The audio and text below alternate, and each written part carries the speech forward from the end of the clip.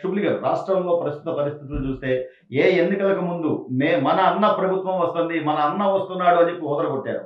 ఈ రోజున అంటే కార్మికులకు సంబంధించి వాళ్ళు బేస్డ్‌గా ఉన్నటువంటి వాళ్ళు, లేకపోతే కాంట్రాక్ట్ బేస్డ్, లేకపోతే ఔట్‌సోర్సింగ్ వాళ్ళు, వీళ్ళందరినీ కూడా నేను రాగానే అని చెప్పి ఈ రోజున మొత్తం ప్రతి ఒక్కళ్ళు కూడా ధర్నా చౌక్‌లో వాళ్ళు ఇబ్బందులు పడుతున్న పరిస్థితి. ఈ రోజు తాజాగా నేను అంగన్వాడీ రాంగానే వాళ్ళకి మెస్పా నేను రాంగానే నేను మిమ్మల్ని రోడ్డు మీదకి లాగుతాను.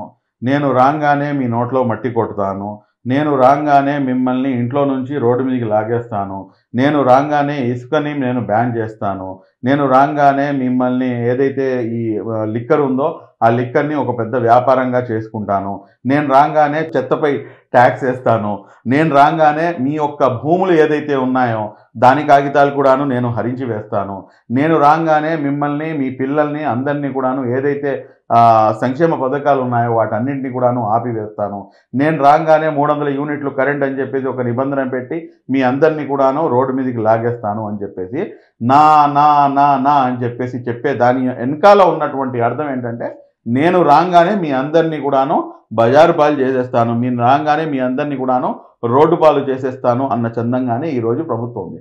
ఈరోజు ఎవరు ఆనందంగా ఉన్నారు, ఎవరు సంతోషంగా ఉన్నారు? రాష్ట్రం సుభిక్షంగా ఉండాలంటే కనుక అందరికన్నా ముందు మన ఉద్యోగులు. వారు మా అందరికీ కూడా వ్యవస్థ అది. ఇదో పెద్ద వ్యవస్థ. ప్రభుత్వంగానే ఉంటుంది. వాళ్ళ జగన్మోహన్ రెడ్డి గారు ఉండొచ్చు, రేపు ఇంకోళ్ళు రావచ్చు, లేకపోతే ఎల్లుండి ఇంకోళ్ళు రావచ్చు. కానీ ఆ ప్రభుత్వాన్ని నడిపేది ఉద్యోగులు. ఉద్యోగులు ఆనందంగా లేకపోతే, ఒక ఇంట్లో కనుక ఎవరైతే ఇల్లాలు ఉందో, ఎవరైతే పిల్లలు ఉన్నారో వాళ్ళు బాగాలేకపోతే కనుక మీరు పక్కింటి వాడిని మీరేం బాగా చూస్తారు చెప్పండి? ఏదైతే ఉద్యోగులు ఉన్నారో ఆ ఉద్యోగుల్ని మీరు వారి యొక్క ఏదైతే డిమాండ్లు, వాళ్ళు పెద్ద డిమాండ్లు అడగచ్చు. కానీ మీరు ఇక్కడ ఇంకోటి మీరు గమనించాలి. ఎంత దారుణమైనటువంటి పరిస్థితి అంటే, ఏదైతే ఈపీఎఫ్ ఉందో ఆ ఈపీఎఫ్ల మీద కూడాను ఈ రోజున అవసరం పడి ఎవరైనా అప్లికేషన్ అప్లై చేసుకుంటే, ఆ అవసరాలని బట్టి ఒక ఉద్యోగుడు అప్లై చేసుకుంటే అక్కడ డబ్బులు లేవు. నిన్నే అనుకుంటా, నిన్న నేను విన్నాను, ఒక ప్రభుత్వ ఉద్యోగి వారి యొక్క మదర్కి ఒంట్లో బాగాలేక ఆవిడ అప్లై చేసుకుంటే శాంక్షన్ అయింది, మొత్తం అయింది, కానీ అమౌంట్ మట్టుకు రిలీజ్ కాలేదు. లాస్ట్కి ఆవిడ చచ్చిపోయింది.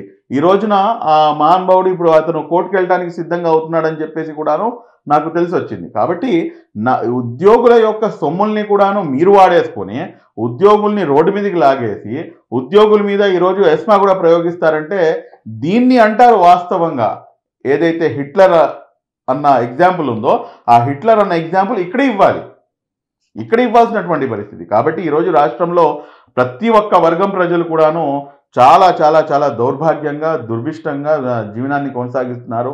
ఇంకా 2-3 నెలలు అని చెప్పేసి చాలా ఊపిరి బిగించుకొని కూర్చున్నారన్న విధంగా మొత్తం సిచ్యువేషన్ చూస్తుంటే అర్థమవుతుంది.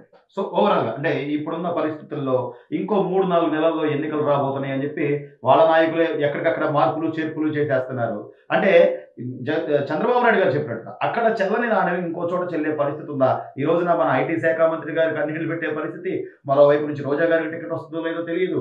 ఇంకోవైపు నుంచి ఎక్కడికక్కడ మార్పులు, చేర్పులు, సైబరాబాద్ మొక్క చిలకలూరుపేటలో అంటే ఈరోజు గుంటూరు 2కి వచ్చి పడే పరిస్థితి. సో ఎలా చూడాలి సార్? అంటే ఓటేసే ఓటరు నాడు ఎలా ఉండబోతుంది? నిజంగా అక్కడ చేయలేరు వాడు ఇక్కడికి వచ్చి చేసే అంటే వాస్తవంగా ఇక్కడ మీరు గమనించాల్సింది ఏంటంటే, ఇక్కడ నాయకుల మీద వ్యతిరేకత లేదండి. ఈ మాటతో ఖచ్చితంగా వైఎస్ఆర్ కాంగ్రెస్ పార్టీలో ఉన్నటువంటి 151 మంది ఎమ్మెల్యేలు, 31 మంది ఎంపీలు అందరూ కూడా ఏకీభవిస్తారు.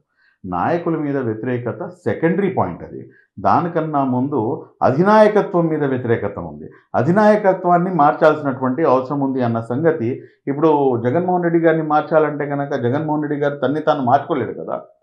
కాబట్టి అది ఆ జిమ్మేదారి, ఏదైతే రెస్పాన్సిబిలిటీ ఉందో ఆ రెస్పాన్సిబిలిటీ మా చేతుల్లో ఉంది.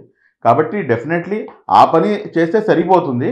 ఇక్కడ ఇంతమందిని మార్చడం వల్ల జరిగేది లేదు, ఒరిగేదేం లేదు. ఏదైతే నెగిటివిటీ ఈరోజు ఉందో ఆ నెగిటివిటీ పర్టికులర్గా ఈ రాష్ట్ర ముఖ్యమంత్రి వర్యులు గౌరవనీయులు మాన్యశ్రీ వైఎస్ జగన్మోహన్ రెడ్డి గారిపై ఉంది. కాబట్టి ఆ వ్యతిరేకతని దాచుకోవటానికి, లేకపోతే ఆ వ్యతిరేకతని ఏ రకంగా అయితే పరదాలు కట్టి దాన్ని దాచే ప్రయత్నం చేస్తుంటారో గౌరవ ముఖ్యమంత్రి గారు, అదేవిధంగా ఏంటంటే ఇప్పుడు పాపం వాళ్ళు ఏం చేయలేరు, ఏం చేస్తారు? నిన్న పాపం ఒక ఆయన సెల్యూట్ చేసి వెనక్కి తిరిగాడు. నేను కలవలేకపోతున్నానని సో అది చెప్పి. మాత్రమే కదా సార్, ఇంకో చాలా మంది దళిత సోదరుడేమో, ఇంకో దళిత మీరు చెప్పిందే నాయకులేమో చేశాం కదా అని కూడా అంటున్నారు. నాకేమో మీరు కనీసం అపాయింట్మెంట్ అయినా ఇప్పించండి అని చెప్పేసి నా మైనార్టీలు నా ఎస్సీలు అని చెప్తుంటే, మీరు ఈ రోజున ఎస్సీ రిజర్వ్డ్ నియోజకవర్గాలు ఏదైతే ఉన్నాయో అక్కడ మొత్తం కూడాను పెత్తనం ఎవరిది ఉంది? మీరంటారు మీరు పెత్తందారీ వ్యవస్థ, లేకపోతే పేదలకిను పెత్తందారీ వ్యవస్థకి. పెత్తందారులు ఎవరు ఇక్కడ? ఏదైతే ఎస్సీ రిజర్వ్డ్ కాన్స్టిట్యున్సీస్ ఉన్నాయో వాటన్నిటినీ కూడాను పెత్తందారు వాళ్ళ చేతిలో పెట్టుకున్నారు మీరు. ఈరోజు నందికొట్కూరులో ఐపీఎస్ అంత పెద్ద స్థాయి వ్యక్తి అక్కడ ఉంటే, రెడ్డి ఉంటే, అతన్ని తీసుకొచ్చి అతని పైన మీరు ఆజ్మాయిషీకి కూర్చోబెడతారు. ఇది పెత్తందారీ వ్యవస్థ అంటే. మీరు చేస్తుంది ఇది. ప్రతి ఎస్సీ రిజర్వ్డ్ నియోజకవర్గంలో కూడా జరుగుతుంది ఇదే. కాబట్టి ఇప్పటికైనా కానీ దళితులు, మైనార్టీలు, బహుజనులు మేమందరం కూడాను ఏకమయ్యి రానున్న రోజుల్లో ఖచ్చితంగా ప్రజా పరిపాలనను తీసుకొని రావాల్సినటువంటి అవసరం ఎంతైనా ఉంది.